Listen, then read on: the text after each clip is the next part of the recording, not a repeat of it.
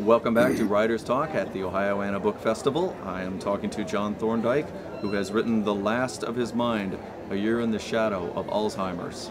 So, welcome, John. Tell me. Good to meet you. Good to meet you. Tell me about your book. Tell me about this. I think this is probably a family story.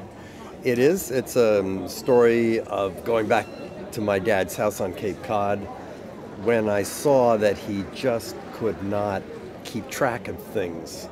And today, I know, I recognize all the questions of Alzheimer's. I've read everything about it, but my innocence about it was complete, basically. Mm-hmm. And I saw my father falling apart, and I thought, well, he needs some help. I really had no idea.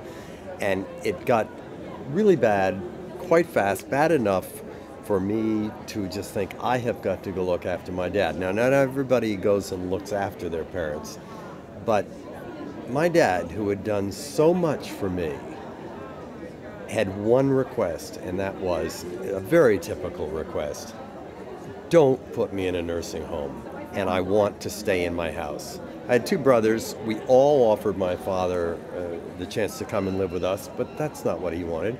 He wanted to stay in his home state, in his house, in the world he knew, and I thought, well, I'm just going to go move there.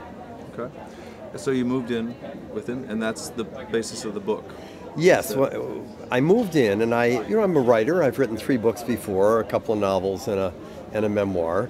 But I was not thinking about writing anything about this. It just took me by surprise. Mm-hmm. But when I moved in, I was so stunned by this very quick dissolution of his mind. I could see his memories going. I could see his language going. I could see him lose his nouns. He was just losing. First, he would lose those proper nouns. Things that, names that he'd known forever, the street where I grew up on. And then he was losing his common nouns so that he couldn't remember the name for chimney or loaf of bread, it was amazing what he would forget. And I saw all this just like tumbling away, and I thought, wow, I have got to write this down. Mm-hmm. And then I was talking to a friend of mine who is another writer, and she said, you better start writing all about this. And I was actually working on a novel at the time, or trying to, and it was so compelling what was going on. I just dropped everything else and I began to write everything that happened. Mm-hmm.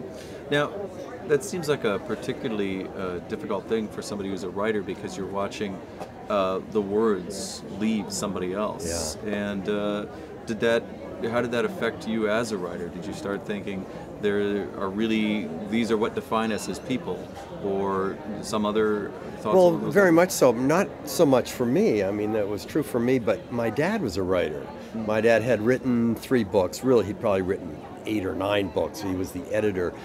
My dad was managing editor of Life magazine for 3 years. Mm-hmm. in the 40s. And then he started American Heritage and Horizon, 2 hardcover magazines. He'd written books, he'd edited books. That was his life. He was he'd worked on the American Heritage Dictionary for quite a while. And, saying all that, it was no more tragic for my father to lose his words and his language and his memories than it is for anyone to lose them. But I think it was especially frustrating for my father. And I would see him, especially in the early days, when he would try to say something and he couldn't.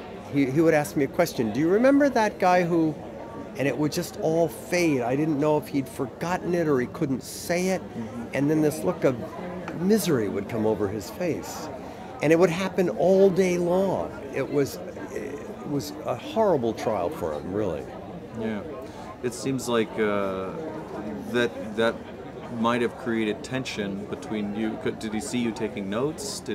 He knew about it? He did see me taking notes sometimes because, as a writer of both fact and fiction, I've written a memoir and recreated conversations that came from 20, 30 years ago. Mm-hmm. And you don't recreate them exactly. You do your best, but you cannot remember that.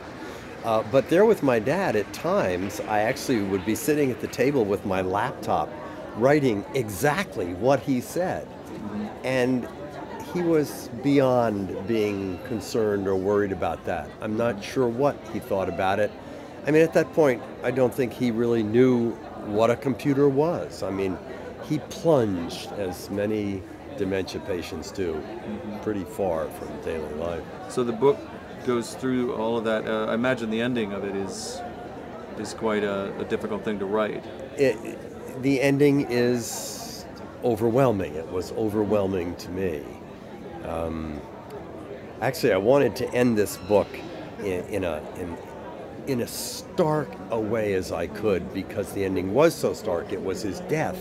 I had never seen anyone die before, and when we came to an end, I was able to keep my dad at home until the day he died, with tremendous help from hospice.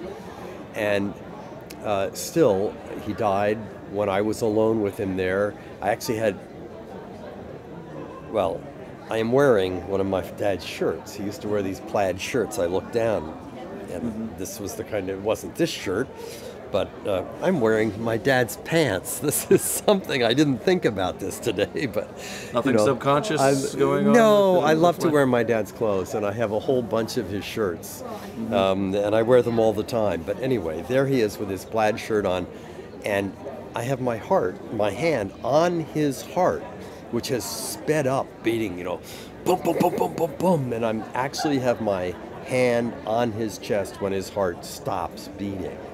It was just an overwhelming night. See the next to last chapter. I mean, it was just, and I wanted that to be the last chapter in the book. But if you know memoirs and you know publishing, you know that every memoir is supposed to portray some very difficult times, and then in the end, you are supposed to have redemption. And my publishers, Swallow Press, bless them. They're fabulous publishers. But all the same, I had to follow that with something else. And so the last chapter is actually about my grandson.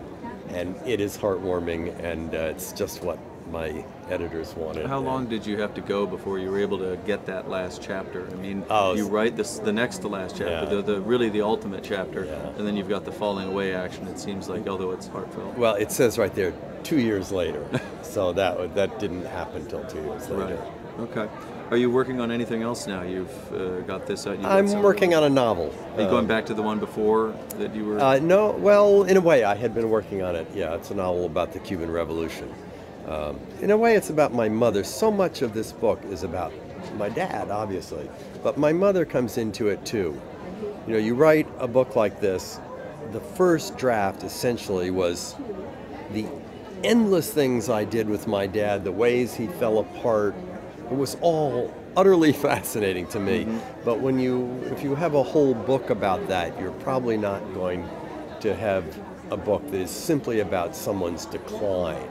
And so much of the book is about my dad, his life, his work at Life and Time Inc., and what kind of a guy he was. And then my mother comes into it as well, and my whole family history, because I'm so wrapped up with both my parents. Okay. Well, that sounds like a fascinating read.